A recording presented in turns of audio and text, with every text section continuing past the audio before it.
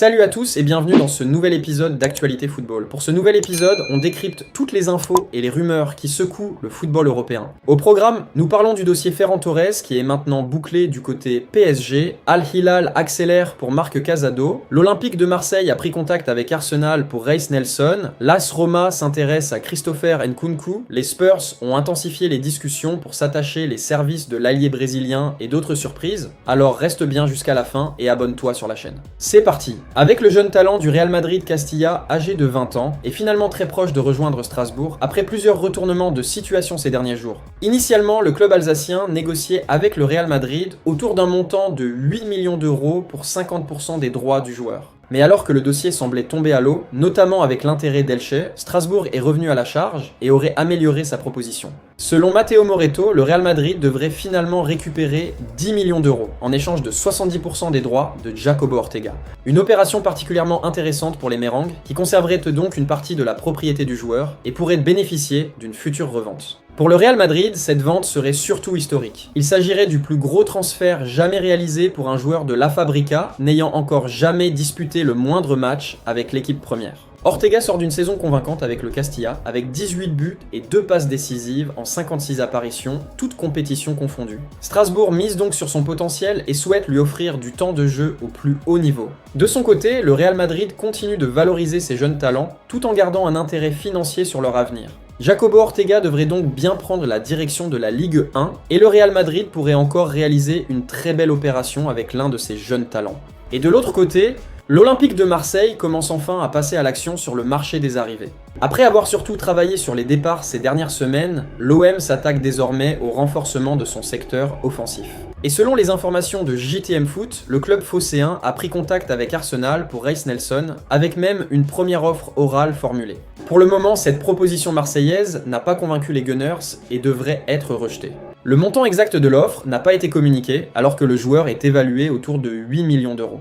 À 26 ans, Reiss Nelson est capable d'évoluer aussi bien sur l'aile droite que sur le côté gauche. Formé à Arsenal et autrefois considéré comme l'un des grands espoirs du club londonien, l'Anglais n'a cependant jamais réussi à s'imposer durablement. La saison dernière, il a connu une expérience compliquée en prêt à Brentford avec seulement 14 apparitions, 1 but et 2 passes décisives.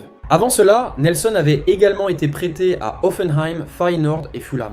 Pour l'OM, cette piste arrive alors que l'effectif offensif commence à manquer de solutions après plusieurs départs. Le club marseillais cherche donc à recruter à moindre coût et Nelson pourrait représenter une option intéressante. Reste maintenant à savoir si Marseille reviendra à la charge avec une offre améliorée ou si Arsenal décidera tout simplement de conserver son joueur sous contrat jusqu'en 2027. Une première approche, donc, mais le dossier Reiss Nelson est encore loin d'être bouclé. Et maintenant en Angleterre, selon plusieurs informations, dont celles de Globo Esport et ESPN Brasil, les Spurs ont intensifié les discussions avec Manchester City pour s'attacher les services de l'ailier brésilien. Une première offre aurait atteint 98 millions d'euros, tandis que d'autres sources évoquent une opération qui pourrait se conclure autour de 70 millions de livres, soit environ 80 millions d'euros. L'objectif de Tottenham est clair, convaincre Manchester City de laisser partir Savinho alors que le joueur aurait déjà pris une décision concernant son avenir. En effet, le Brésilien souhaiterait quitter Manchester City. Il aurait fait part de cette volonté à Enzo Maresca malgré sa participation à la préparation estivale. Savinho aurait également échangé à plusieurs reprises avec Roberto De Zerbi, l'entraîneur de Tottenham, afin de connaître précisément le rôle qui lui serait confié dans le nouveau projet londonien.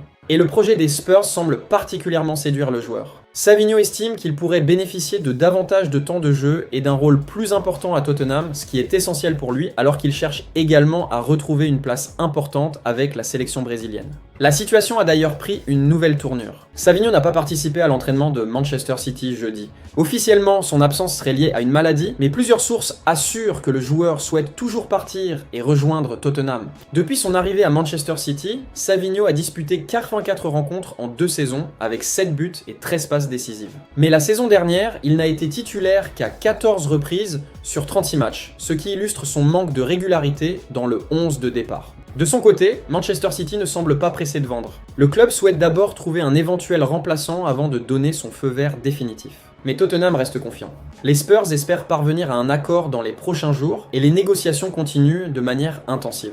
Une chose est donc certaine, Savinho veut Tottenham, Tottenham veut Savinho, mais Manchester City doit encore accepter de le laisser partir. Le dossier pourrait donc connaître une accélération décisive très prochainement, et du côté Barcelone, le milieu de terrain espagnol du FC Barcelone est toujours dans le viseur d'Al Hilal qui prépare une nouvelle offensive pour tenter de boucler son recrutement avant la fin du mercato. Selon Sport, relayant des informations venues d'Arabie Saoudite, Al Hilal aurait décidé d'intensifier ses efforts après avoir constaté que Casado n'a toujours pas pris de décision définitive concernant son avenir. Le club saoudien aurait déjà formulé plusieurs approches, autour de 30 millions d'euros, mais préparerait désormais une offre plus importante pour convaincre à la fois le joueur et le Barça. De son côté, Barcelone reste ferme. Le club catalan réclamerait 40 millions d'euros pour accepter le départ de son milieu de 22 ans, et le dossier prend une nouvelle dimension puisque, selon Matteo Moretto, Al Hilal a récemment repris contact concernant Casado. Le joueur aurait également été écarté du groupe du Barça pour certains matchs amicaux de pré-saison, ce qui alimente les spéculations sur son avenir.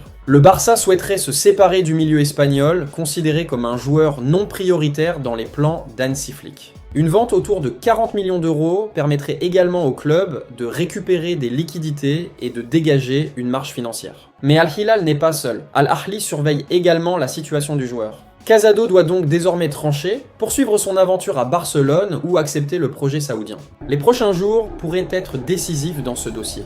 Et à part ça, le Paris Saint-Germain tient son nouveau renfort offensif. Après Magnès Akliouche, le club de la capitale a trouvé un accord définitif avec le FC Barcelone pour le transfert de Ferran Torres. Selon Fabrizio Romano, l'équipe et plusieurs sources concordantes, l'opération est désormais bouclée autour de 50 millions d'euros sans bonus. L'attaquant espagnol va signer un contrat de 5 ans avec le PSG. Il ne manque donc plus que l'officialisation de son arrivée. Âgé de 26 ans, Ferran Torres a clairement fait savoir qu'il voulait rejoindre Paris. Son profil a également séduit Luis Enrique, qu'il connaît parfaitement pour l'avoir eu comme sélectionneur avec l'Espagne. Il retrouvera notamment son compatriote et coéquipier en sélection, Fabian Ruiz. À Paris, Torres arrive pour renforcer l'axe de l'attaque et remplacer numériquement Gonzalo Ramos, parti à l'AC Milan. Son profil polyvalent, capable d'évoluer dans l'axe comme sur les côtés, correspond parfaitement aux exigences de Luis Enrique. Pour le FC Barcelone, cette vente permet également d'éviter une dépense supplémentaire. En effet, une clause prévoyait que le Barça aurait dû verser 10 millions d'euros à Manchester City si Ferran Torres était vendu pour plus de 55 millions.